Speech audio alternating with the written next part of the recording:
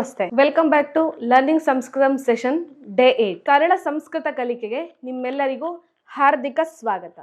ಹಿಂದಿನ ಸೆಷನ್ ನಲ್ಲಿ ನಾವು ಕ್ರಿಯಾಪದಗಳನ್ನ ನೋಡಿದ್ವಿ. ಇವತ್ತಿನ ಸೆಷನ್ ನಲ್ಲಿ ಕೆಲವೊಂದು ಕ್ರಿಯಾಪದಗಳನ್ನ ರಿವಿಷನ್ ಮಾಡಿ ಮುಂದಕ್ಕೆ ಹೋಗೋಣ. ಪಚತಿ ಅಂತಂದ್ರೆ ಅಡಿಗೆಯನ್ನ ಮಾಡುತ್ತಾನೆ ಅಥವಾ ಮಾಡುತ್ತಾಳೆ. ಮಾತಾ ಪಚತಿ, ಅಗ್ರಜಃ ಪಚತಿ. ಮಾತಾ ಪಚತಿ ಅಂದ್ರೆ ಅಮ್ಮನು ಅಡಿಗೆಯನ್ನು ಮಾಡುತ್ತಾಳೆ.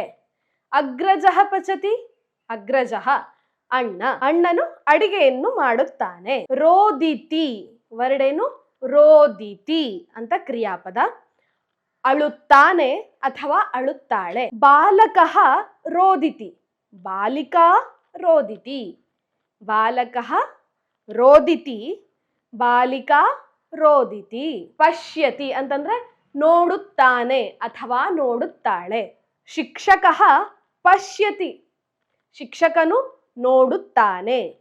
ಶಿಕ್ಷಿಕಾ ಪಶ್ಯತಿ, ಶಿಕ್ಷಕಿಯು ನೋಡುತ್ತಾಳೆ. ಗಚ್ಚತಿ ಅಂತಂದ್ರೆ ಹೋಗುತ್ತಾನೆ ಅಥವಾ ಹೋಗುತ್ತಾಳೆ. ಭಗಿನಿ ಗಚ್ಚತಿ, ಕಾಗಚ್ಚತಿ, ಭಗಿನಿ ಗಚ್ಚತಿ, ಅಕ್ಕ ಹೋಗುತ್ತಾಳೆ. ಅಗ್ರಜಃ ಗಚ್ಚತಿ, ಅಣ್ಣನು ಹೋಗುತ್ತಾನೆ. ಹೀಗೆ ಕೆಲವೊಂದು ಕ್ರಿಯಾಪದಗಳ ರಿವಿಷನ್. ಸೊ ಇಂದಿನ ಸೆಷನ್ ಅಲ್ಲಿ ನಾವು ಸಂಖ್ಯೆಯನ್ನ ಹೇಗೆ ಹೇಳೋದು ಸಂಸ್ಕೃತದಲ್ಲಿ ಅಂತ ನೋಡೋಣ. ಏಕಂ ಒಂದು, ಏಕಂ ದ್ವೇ ತ್ರೀಣಿ ಚತ್ವಾರಿ ಪಂಚ ಷಟ್ ಸಪ್ತ ಅಷ್ಟ ನವ ದಶ. ಇದನ್ನೇ ಬರೆದು ಒಂದ್ಸಲ ಪ್ರಾಕ್ಟೀಸ್ ಮಾಡೋಣ. ಸಂಖ್ಯೆಗಳು ನಂಬರ್: ಏಕಂ ದ್ವೇ ತ್ರೀಣಿ ಚತ್ವಾರಿ ಪಂಚ ಷಟ್ ಸಪ್ತ ಅಷ್ಟ ನವ ದಶ. ಈಗ ನನ್ ಜೊತೆ ನೀವು ಕೂಡ ಪ್ರಾಕ್ಟೀಸ್ ಮಾಡ್ಬೋದು. ಏಕಂ ದ್ವೇ ತ್ರೀಣಿ ಚತ್ವಾರಿ ಪಂಚ ಷಟ್ ಸಪ್ತ ಅಷ್ಟ ನವ ದಶ. ಸೊ 11, 11ಗೆ ಏಕಾದಶ ಏನ್ ಹೇಳೋದು? ಏಕಾದಶ. 12 ದ್ವಾದಶ. 13 ತ್ರಯೋದಶ. 14 ಚತುರ್ದಶ. 15 ಪಂಚದಶ. 16 ಷೋಡಶ. 17 ಸಪ್ತದಶ. 18 ಅಷ್ಟಾದಶ. 19 ನವದಶ. 20 ವಿಂಶತಿ. ಸೊ ಹೀಗೆ 1 to 20 ಸಂಖ್ಯೆಗಳನ್ನ ನಾವೀಗ ನೋಡಿದ್ವಿ.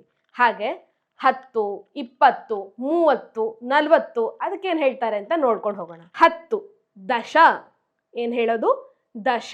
20 ವಿಂಶತಿ, ವರ್ಡೇನು ವಿಂಶತಿ. ತ್ರಿಂಶತ್ ಏನ್ ಹೇಳೋದು?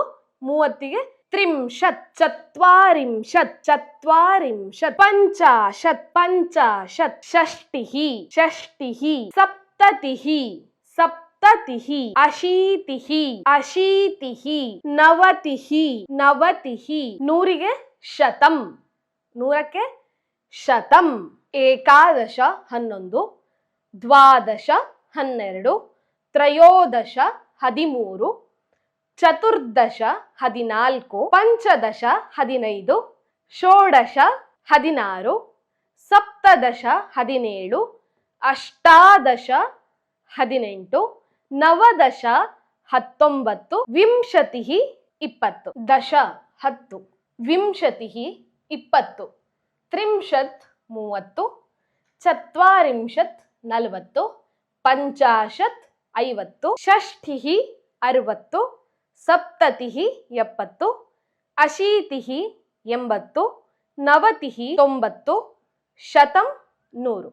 ಸೊ ಹೀಗೆ 1 to 20, 1ರಿಂದ 20 ಸಂಖ್ಯೆಗಳನ್ನ ಕಂಟಿನ್ಯೂ ಆಗಿ ಕಲ್ತ್ವಿ. ಹಾಗೆ 10, 20 ಹೀಗೆ ದಶಕಗಳನ್ನ 100ರ ತನಕ ನಾವು ಕಲ್ತ್ವಿ. ಹೀಗೆ ದಶ ಸಂಖ್ಯೆಯನ್ನ 100ರ ತನಕ ಕಲ್ತ್ವಿ.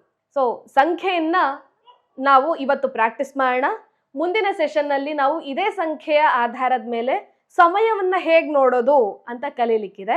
ಅದಕ್ಕೋಸ್ಕರ ಸಂಖ್ಯೆಯನ್ನ ಕಲಿಯುವಂಥದ್ದು ಅನಿವಾರ್ಯ ಅಲ್ವಾ? ಸೊ ಸಂಖ್ಯೆಯನ್ನ ಮೊದಲು ಪ್ರಾಕ್ಟೀಸ್ ಮಾಡ್ತಾ ಇರಿ. ಮುಂದಿನ ಸೆಷನ್ ನಲ್ಲಿ ಸಿಗೋಣ. ಧನ್ಯವಾದ.